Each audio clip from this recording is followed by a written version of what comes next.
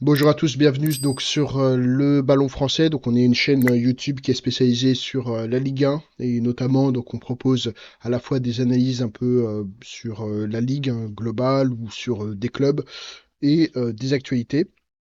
Et puis on a le projet de la croustillante qui est la sélection des meilleurs matchs à regarder donc sur la Ligue 1 pour regarder enfin voilà, pour avoir une intensité de la Ligue 1 la plus optimum possible. Donc sur la structure, hein, donc on a la sélection de la journée précédente. Ensuite, on regarde le classement, le calendrier de la journée, le tableau croustillant, on va regarder rapidement, et ensuite la sélection des matchs, hein. Là, il y a deux matchs qui sont sélectionnés, puis les statistiques. Donc, on regardera une ou deux statistiques intéressantes sur cette journée. Donc, sur la sélection, de la journée précédente, donc on a eu OM LOSC, donc là il y a une validation d'intérêt de la croustillante puisque s'est retrouvé avec un match nul où l'OM était un petit peu mieux positionné en tant que favori, et sur la sélection du chef on a le PSG qui a gagné logiquement par rapport à l'OL, donc on a euh, pas un intérêt qui a été validé sur cette journée-là avec un 3-1 de l'OL. Donc en passant, donc on a eu trois pronostics et dont en fait trois qui ont été sélectionnés sur la journée précédente. Et donc on le voit ici, donc trois sur la journée 15, et on ne voit pas ici hein, le nombre, la validation, mais on la verra par la suite. Donc 2-3 sur entre le pronostic et la validation des pronostics. Et puis ensuite, donc on a deux matchs qui sont sélectionnés sur cette journée, la journée 16. Puis on retrouvera, puisqu'il y a eu une journée où on n'a pas eu en fait de pronostic, on retrouvera hein, tranquillement les traditionnels suivis. Sur le pourcentage de réussite, donc on voit ici que on est sur 100%, donc sur la dernière journée, notamment la journée 15, avec le partenaire donc AC Prono. On est en discussion actuellement avec un autre partenaire sur le sujet de pronostic, mais de manière un petit peu différente. Je vous en parlerai hein, par la suite. Et on a le nombre de pronostics qui est ici, hein, qui a été affiché tout à l'heure. On ne peut pas avoir le pourcentage de réussite sur 5 matchs, puisqu'il y a eu une journée où il n'y a pas eu de pronostic. Ça va. Concernant donc le classement, donc on a un PSG donc à une journée, enfin une petite avance hein, puisqu'ils ont déjà l'ensemble des points avec les deux dernières victoires, avec aucune défaite hein, sur cette. Donc voilà, ils récupèrent un tout petit peu hein, le PSG. On voit un petit peu d'avance voilà, dans l'échappée, notamment avec 10 points d'avance sur l'OM, en fonction évidemment de ce qui va se faire, que ce soit l'OM, l'AS Monaco, ce qui va se faire par la suite. Évidemment, on reste hein, sur notre position, hein, que les choses vont se corser entre janvier et février, surtout qu'ils vont avoir un mois de janvier extrêmement compliqué. Donc, évidemment, on va suivre ça de près. Ensuite, on a l'OM et l'AS Monaco, donc qui sont à la même position dans l'échappée aussi. On a toute petite différence puisqu'il y a 4 défaites pour l'AS Monaco, notamment le dernier match, et tandis qu'on a 9-3-3 sur la victoire nulle et défaite de l'OM. Donc l'OM se positionne bien, conformément un petit peu à ce qui avait été proposé sur le pronostic de fin de saison. Le LOSC aussi est bien positionné avec 27, uniquement 2 défaites, 7 victoires, 6 nuls. Donc voilà, ils perdent beaucoup moins que les autres. C'est d'ailleurs la deuxième meilleure défense hein, de Ligue 1. Ensuite, donc on a l'OL hein, qui a son première défaite hein, depuis pas mal de temps, notamment bah, contre le PSG évidemment, avec 25 points, mais ça ne ternit pas en tout cas les possibilités peut-être de podium sur cette année. Ensuite, on a le GC Nice qui est assez dans voilà ex aequo, donc avec le RC Lens qui est dans son positionnement voilà préférentiel hein, sur cette année avec la sixième position, septième pour RC Lens, donc avec la même situation, hein, que ce soit 6-6-3, donc en victoire nulle et défaite, que ce soit pour le GC Nice et le RC Lens. Par contre, c'est la JOCR hein, qui est en train de bien se positionner, qui est le même niveau hein, que Toulouse FC, qui remonte un tout petit peu. Donc ça, c'est évidemment assez intéressant. Ils sont en train de proposer quelque chose de vraiment intéressant sur cette Ligue 1, avec un décrochage de Rennes, 20e, même s'ils obtiennent deux matchs nuls, euh, avec une position donc de 10e, bien loin de la position qui était au tout début d'année, ils étaient donc entre 8e et 7e. Ensuite, donc on a Brest qui voilà, difficilement revient, avec surtout une concentration de tous les efforts en Ligue des Champions. Donc là, on est sur un positionnement voilà, ils ont fait vraiment un choix stratégique qui est de se valoriser, en tout cas sur la Ligue des Champions. Et ça se ressent en tout cas sur les points comptables en Ligue 1. Ensuite, donc on a Rennes qui a réinvesti donc sur quelques joueurs, deux victoires et puis ensuite il y avait que des défaites, 8 défaites, 5 victoires et 2 nuls. Rennes reste dans la même lancée dans laquelle ils étaient. C'est Strasbourg qui commence à être un petit peu en difficulté, même s'ils retrouvent les chemins de la victoire et le match nul.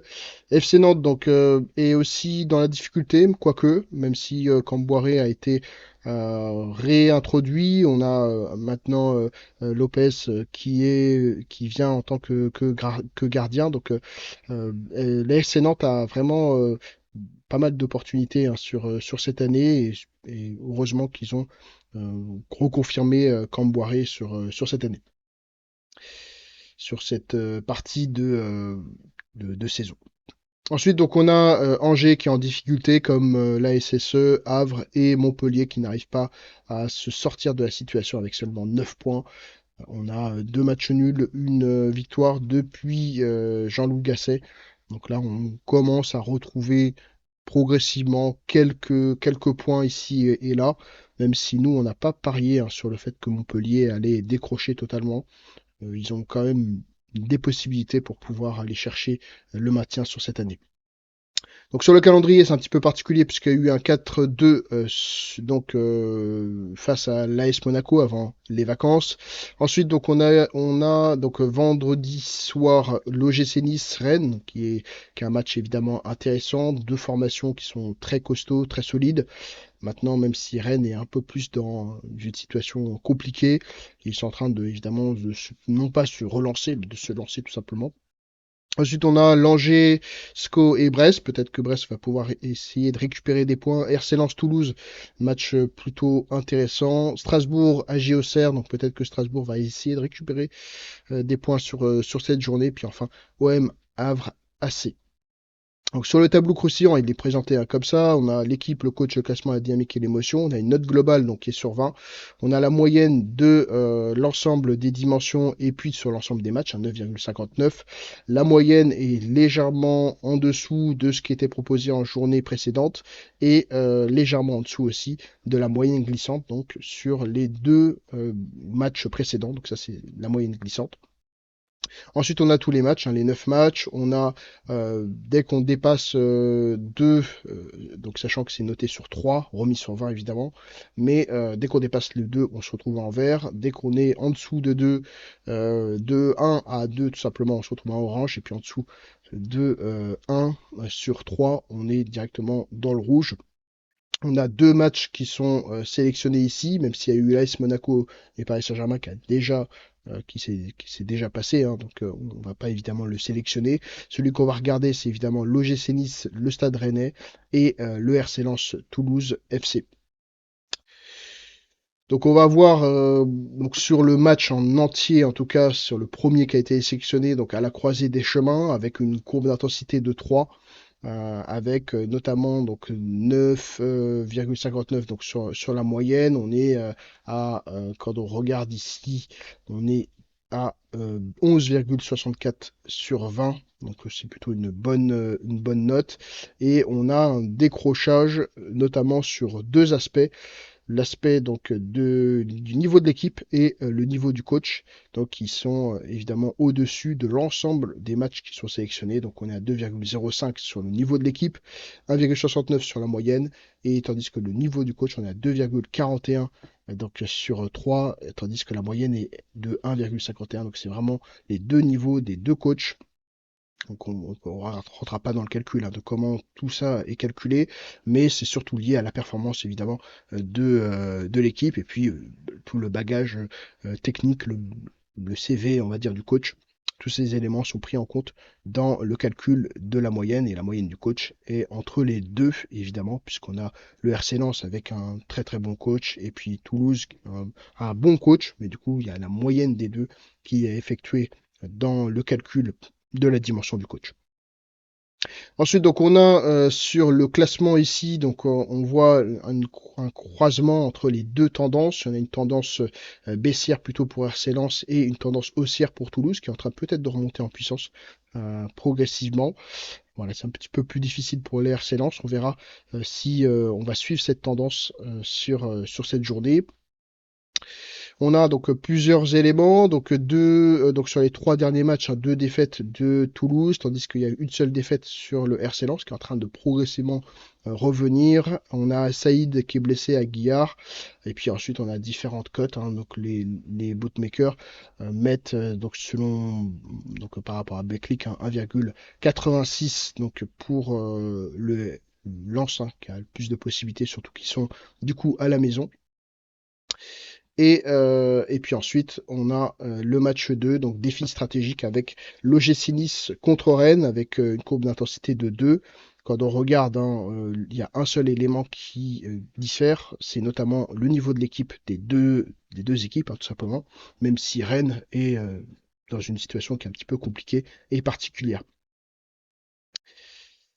Ensuite, donc on va aller directement sur l'élément donc statistique. Donc on va regarder notamment l'écart qui là augmente sur cette journée. Avec plus l'écart est bas, moins il y a en fait de différence entre les matchs. Là, on a plusieurs matchs qui sont intéressants, d'autres qui le sont moins. Donc il y a un écart qui augmente sur cette journée. Donc l'attractivité des matchs est ciblée sur quelques matchs intéressants. On a pu le voir avec le tableau croustillant. Il n'y a pas trop de changements sur la dynamique, donc la capacité des clubs à gagner des matchs. Il y a eu quand même une légère peut-être baisse sur enfin, voilà, on a eu une situation qui a légèrement baissé sur cette journée. Et sur l'ensemble des critères, on est globalement sur un plus haut.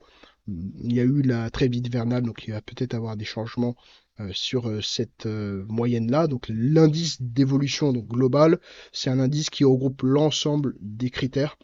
Et donc on fait une moyenne de cet ensemble de critères, que ce soit sur les dimensions glissantes, la moyenne des notes, etc.